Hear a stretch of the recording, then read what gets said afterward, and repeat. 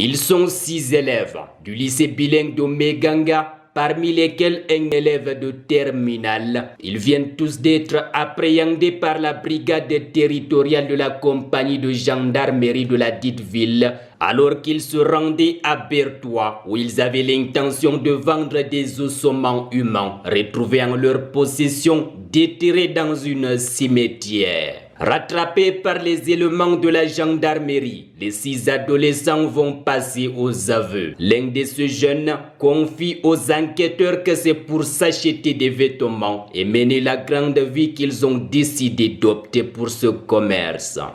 Les premiers éléments de l'enquête indiqueraient qu'on soit en présence d'un véritable réseau dont les ramifications pourront aller jusque dans les milieux les plus insoupçonnables. Tout porte à croire que les élèves gardés à vue à la gendarmerie dans un premier temps avant d'être déférés à la prison centrale de Meganga ne sont qu'une partie visible d'un iceberg plus profond.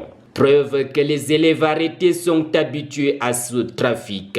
Des sommes d'argent énormes ont été retrouvées dans leur téléphone. Si l'un des suspects arrêtés est issu d'une des plus puissantes familles de la ville, du côté de certains parents, c'est la stupéfaction. Une maman éplorée a décrété être en deuil en se vêtant d'une tenue noire. Depuis quelques mois, ce commerce d'un autre genre, très lucratif, prend de plus en plus de l'ampleur dans la société camerounaise. La région de l'Est, destination finale des adolescents, est considérée comme l'épicentre de ce trafic.